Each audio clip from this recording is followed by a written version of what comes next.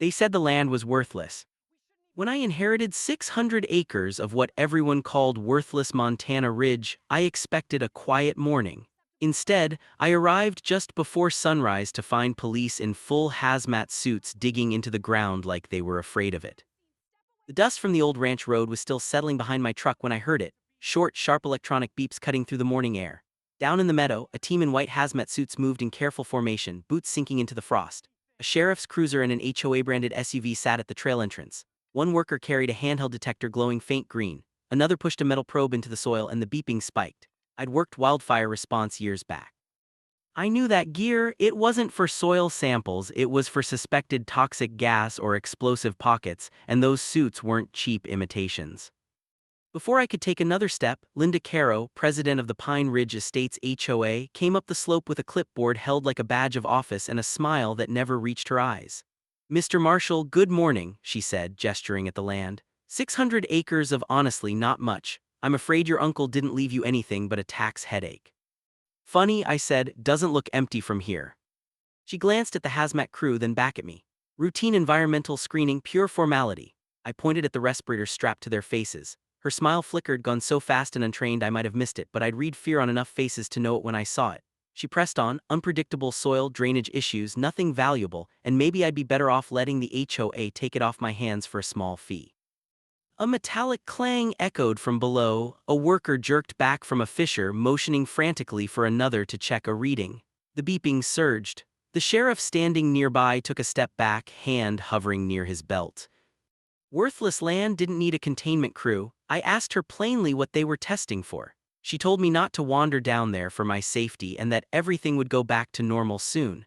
Then she left, glancing back at me, calculating, unsettled, and the cruiser followed her out, leaving the crew to finish whatever they'd come for. I stayed on the ridge long after they were gone, staring at the red flags dotting the meadow. My uncle Ron had lived here 30 years, survived every winter and every rumor about this land's oddities. He'd once written that the ridge breathes at dawn, a line I'd never understood. Watching thin wisps of vapor rise from the ground, I understood it now. If the land were truly worthless, nobody would be dressed to stay alive on it. Something under my feet mattered, and somebody didn't want me finding out why. Inside Ron's cabin, the air held cedar, dust, and something metallic I couldn't place. I sorted through a box the estate lawyer had given me, utility bills, tax statements, until I found a set of manila envelopes in Ron's tight handwriting, assessment changes and strangers at night. The tax file told its own story. For decades his assessment had held steady, then 3 years back it doubled. The next year it doubled again. The final notice, 6 months before he died, showed a number that belonged on lakefront property, not an unserviced ridge. A 400% jump doesn't happen by accident. Someone had pushed it hard. Ron's journal was worse. Brief entries tapping along the tree line, lights near the meadow, men walking the ridge with gear they hid when noticed. He never confronted them, only watched and wrote that the land breathed beneath them, that they were listening for something. The last entry, 8 months before he died: "They're not here for danger, they're here for value." Footsteps on the porch cut off my reading. Brent Mallory, an HOA board member with nervous eyes I'd seen near the hazmat crew, stood there clutching a binder too tightly. He mumbled something about welcoming me and helping me transition smoothly. When I asked transition to what, he only sweated and glanced past me at Ron's documents. As he turned to leave too fast, the wind caught a loose paper from his unzipped pocket. It landed at my feet before he could grab it back. It was a confidential subsurface reading report headed Granger Mineral Services. "Hazmat suits and mineral reports aren't background," I said. His jaw twitched and he fled. Inside, I unfolded it. Graphs, seismic readings, thermal anomalies, one section highlighted in yellow, Zone C4, subsurface activity detected, gas concentration inconsistent with contamination profiles, thermal pockets observed, recommend restricted access. Ron had known, and the HOA was burying it.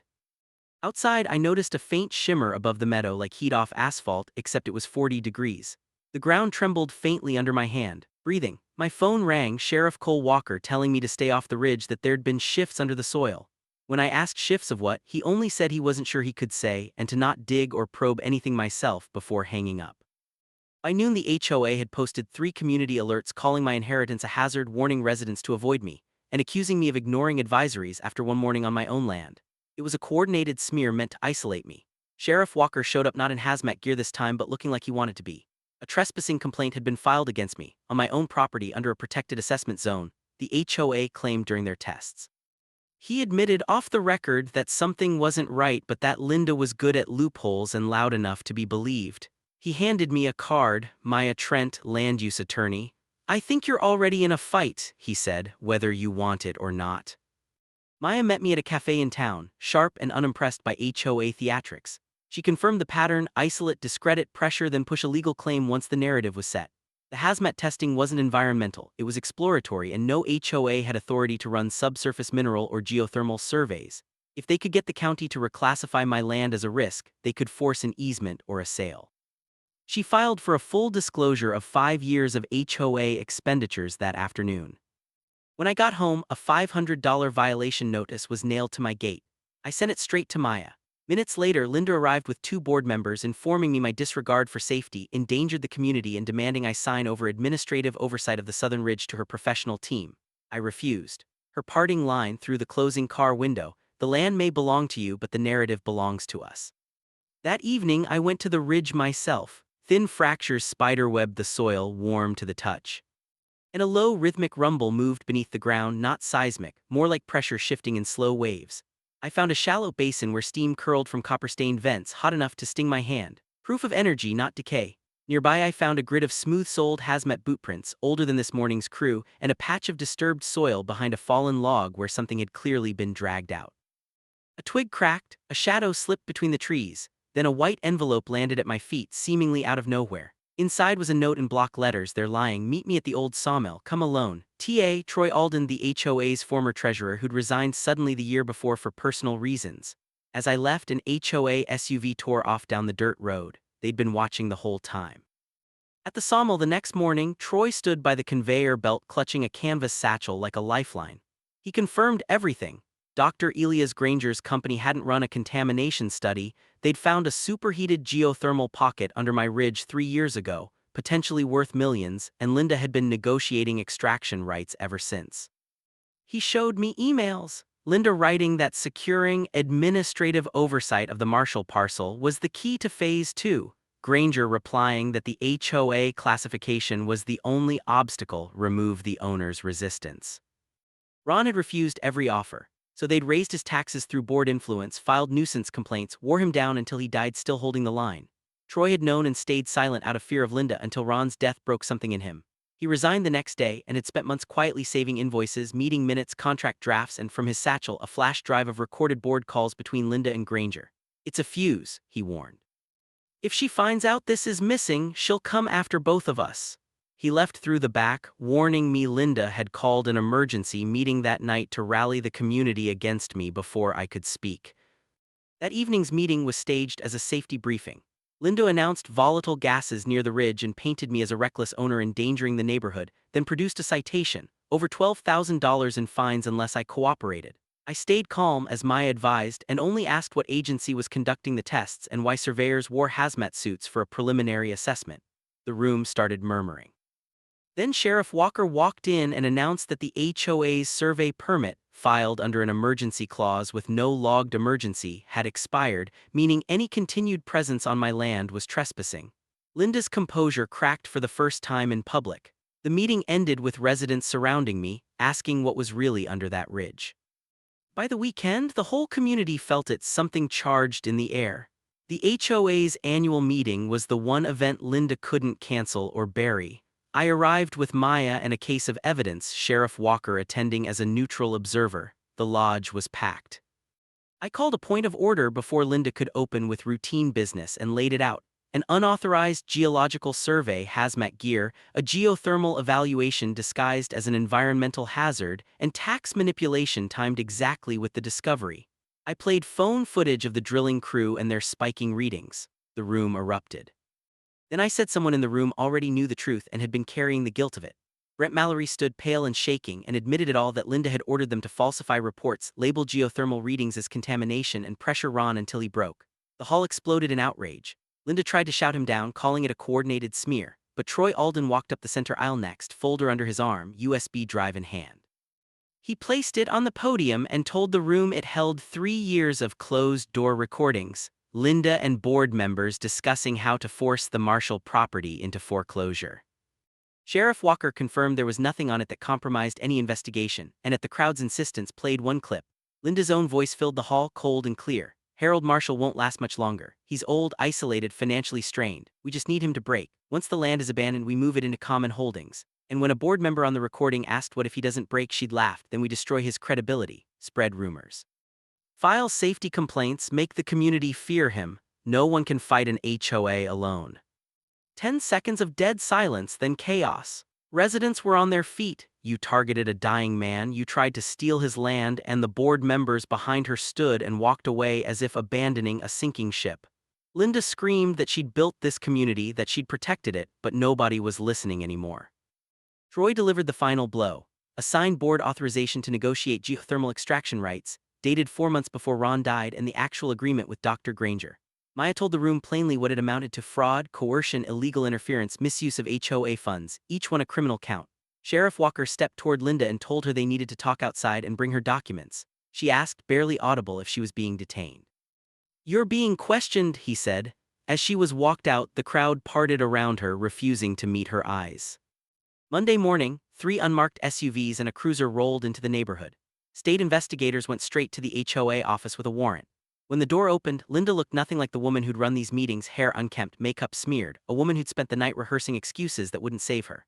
The lead investigator read the charges: fraud, coercion, misuse of HOA funds, unlawful interference in private land rights. As she was led past me, she whispered that I had no idea what was really under that land. She wasn't wrong, but fear had made her sloppy, and sloppy people talk too much. I laid out everything for the investigators: falsified warnings, Troy's smuggled emails, the whistleblower notes, the hazmat footage, the survey invoice, Ron's journal. By the time they reached the tax reclassification records, their read on it had shifted from negligence to something systematic, a criminal conspiracy. A deputy reported that Dr. Granger's truck had been found behind the ridge, but Granger himself had already fled. His office was empty, phones disconnected. Outside, residents swarmed Troy, shaking his hand, some hugging him. Brent stood alone near the curb, shaking, saying it was too late for Ron. Not too late for the truth, I told him. Sheriff Walker told me the board would dissolve temporarily under county oversight, and that if the state confirmed what the investigators suspected, what lay under my ridge was worth a fortune. Granger, he added quietly, hadn't run because of the HOA, he'd run because he knew the state was about to verify the geological activity, and when they did, this valley would change for better or worse. The state report arrived 3 weeks later, hand-delivered, sealed with a state crest. I carried it up to the ridge before opening it, to the same spot where steam still curled from the earth like breath. The Montana Geological Survey confirmed a high-yield geothermal reservoir beneath Pine Hollow Ridge, multi-million-dollar renewable capacity, low impact, long-term. And it documented everything else too: the unauthorized surveys, the manipulated tax values, the attempted fraudulent seizure, all of it now part of the public record. Sheriff Walker came by the cabin with news that the county wanted a transparent, volunteer-led stewardship council instead of an HOA and wanted me on it. Then Donna Voss of the Western Land and Waters Trust arrived, having read the state report and Ron's notes. She proposed something I hadn't expected: not a drilling operation, but a protected geothermal reserve named in my family's honor, managed jointly by the state and the trust, with me as founding steward. It meant responsible energy use, scholarships for local kids, fire break restoration, wildlife corridors. Everything the HOA had tried to steal turned into something that belonged to everyone. We announced the Ron Marshall Preserve in the same lodge where Linda once ruled from behind a podium, this time with the chairs arranged in a circle, no hierarchy. My uncle protected this land not because it was valuable, but because it mattered, I told them. Now we know why. Today we close the door on everything done in secrecy and open one built on truth. Brent stood a little straighter in the crowd.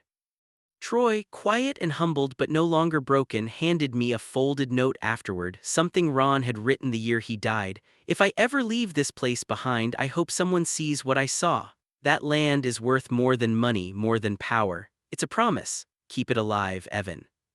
That evening, as the sun dropped behind the ridge, thin steam rose again, a soft pulse from the earth beneath my boots. The land wasn't angry, it wasn't afraid. It was awake, and for the first time so was the whole valley. I stood at the edge of the ridge and said it out loud. I kept the promise, Uncle, the land speaks again.